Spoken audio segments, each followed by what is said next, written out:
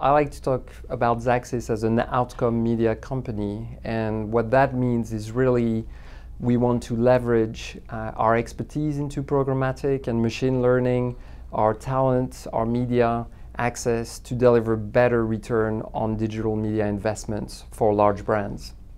And the brands are primarily the GroupM brands and clients, or who represents the makes up the marketplace for Xaxis? Sure. So we have about more than 3,000 clients across 47 markets. Some of them are some of our GroupM clients. So I would say that's 80% of our business, and 20% of our global business is brands that engage directly with Xaxis, either via self-serve offerings like with Plista, our native units, or just with the outcome media focus I was just discussing about. So what are the demands for outcomes? How has that changed, and how are you reaching that, meeting that expectation? Sure. I think the evolution to outcome media really came from I think overall the poor job we've done as an industry to really show the accountability from programmatic. And what we wanted to do is to change the dialogue with our clients, refocused on measuring what matters to them. So again, not necessarily deliver standard metrics like CPM and CPC, which are fairly crude, but rather agree with them what is the closest proxy to the real business results they want to deliver, and based on that, optimize the media plans towards delivering those outcomes.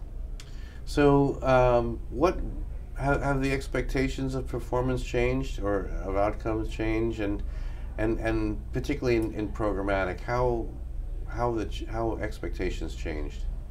Yeah, I think again, we're at a time where everybody is looking at their business and trying to figure out how to optimize their spend, and I think that's across all parts of the business, including marketing.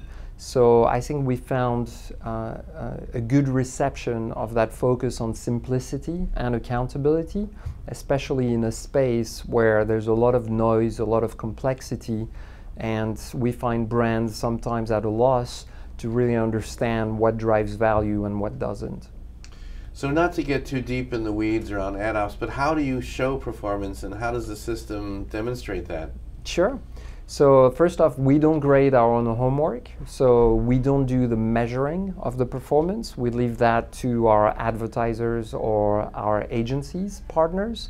What we do, however, is really go into a very client-centric conversations with the client themselves to agree with them what's the proper way to measure that performance. And once we understand that, we really leverage the technology we have on hand, specifically our machine learning platform, which is called Copilot, to try to customize algorithms that are going to find the nuggets you have in the media landscape that are most likely to deliver the outcomes our clients want. So if you allow me, I'd love to give an example of that, because I find it can be sometimes a little bit theoretical. We're working with an e-commerce brand, for instance, who wanted us to initially optimize to a cost per conversion, which is a fairly standard metrics in that space.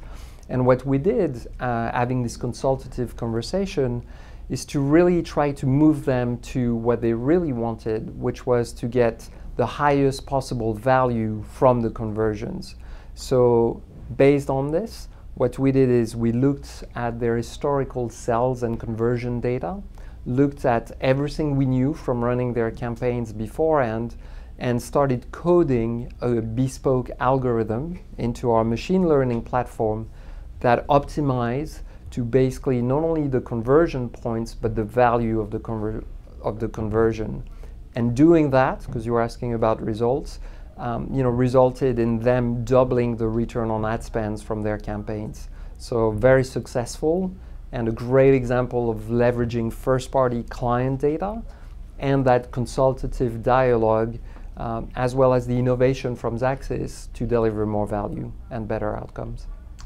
And Nicolas, finally, what is your view on the state of programmatic trading? We've talked about this for years. You've been very deeply involved. Yes. There's been a lot of consolidation, a lot of changes in expectation. There's been some bad players that have been weeded out. Where do you sort of see things going globally? Yeah, so I think we're still early days to a certain extent, especially if you look at it on a global basis. I think you see markets like the US and the UK where programmatic adoption is very high. I think in the US and the UK it's about 80% now of all display digital being traded in that way. But you look at other markets like Mexico or even China, and programmatic is still in a much earlier stage in terms of adoption. So I think there's still a long runway to go in terms of overall growth in the industry. You also see new channels starting to adopt programmatic. I think digital out of home is one we're particularly excited about at Xaxis.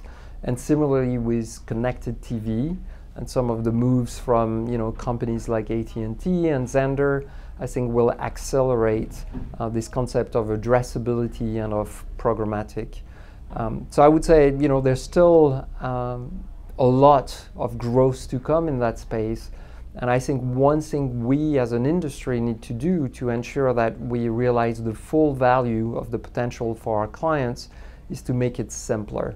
I think, I breathe this stuff, and as you said, I've been really deep into it for the last 7 years of my careers, and I still find it extremely complicated, and often with new companies popping up trying to solve issues that they created in the first place. And I think we need to do a better job of simplifying the space and refocusing on what should matter, which is, can programmatic allow me as a brand to make my marketing investment more accountable and basically more efficient? And that's certainly what at Xaxis we're trying to do.